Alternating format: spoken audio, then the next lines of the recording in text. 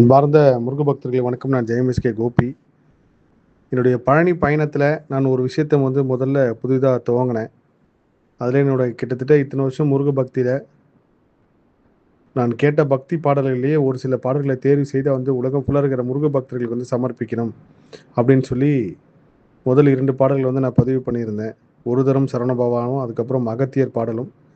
அதை தொடர்ந்து 3வதாக ஒரு பாடல் நம்ம வாட்ஸ்அப் சேனல் இருக்கிறவங்களுக்கும் இதை இன்ஸ்டாகிராம் மூலயமா கேட்குற எல்லா முருகர் அடியார்களுக்கும் இந்த பாடலை சமர்ப்பணம்.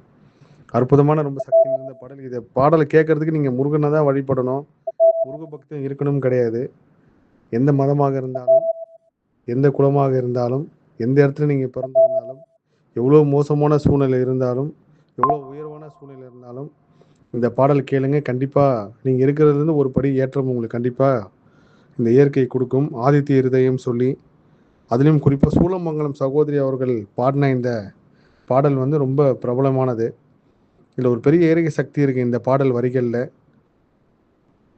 ரொம்ப அவமானப்படுத்திட்டாங்க, என்னை ரொம்ப எடுத்தெறிஞ்சு பேசிட்டாங்க, கணவனோ மனைவியோ இல்லை கூட பிறந்தவங்களோ இல்லை அம்மாவோ அப்பாவோ வேலை செய்கிற இடத்துலையோ கண்டிப்பாக இந்த சூழ்நிலையில் இருக்கிறவங்க இந்த பாடலை கேட்க ஆரம்பிங்க.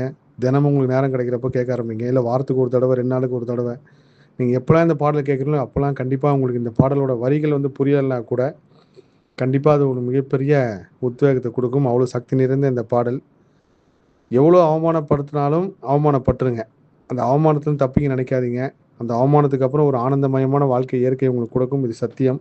அதுக்கு நான் எத்தனையோ உதாரணங்கள் எடுத்து வச்சுருக்கேன். இன்றைக்கி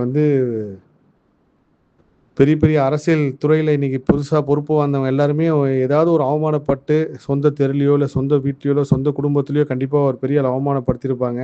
ஆனால் இயற்கை அவங்கள ஒரு பெரிய உயரத்தில் வச்சுருக்கு. அதே மாதிரி உங்களையும் கண்டிப்பாக அந்த இயற்கை உயர்த்தும்.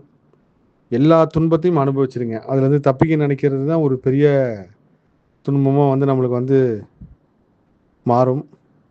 இயற்கை கொடுக்குறத சந்தோஷமாக ஏற்றுங்க. எதுவாக இருந்தாலும் சரி அப்படியே ஹாப்பியாக ஏற்றுக்குங்க. ஹாப்பியாக ஏற்றுனா கூட சமநிலையாக ஏற்றுக்குங்க. இந்த பாடல் கேளுங்க. ரொம்ப சக்தி வாய்ந்த ஒரு அற்புதமான ஒரு பாடல், ஆதித்ய இருதயம். விரைவில் கந்தகூர் கவசம் சம்மந்தமான ஒரு இடத்துக்கு பயணிக்க இருக்கேன். இந்த விஷயம் இறைவன் நம்ம மூலயமா சொல்ல வச்சிருக்கான்றது ஒரு பெரிய பாக்கியம். அதுவும் முருகப்பெருமான் கருணை தான். அந்த அந்த சம்மந்தப்பட்ட ஒருத்தருக்கு ஃபோன் பண்ணி அந்த ஒரு விஷயத்தை கேட்குறப்போ அவர் பூர்வீகமே வடபழனி அப்படின்னாரு. என் கண் கலங்கி நான் அவர்கிட்ட சொன்னேன், ஐயா என்னோட வீடும் வடபழனி தான்.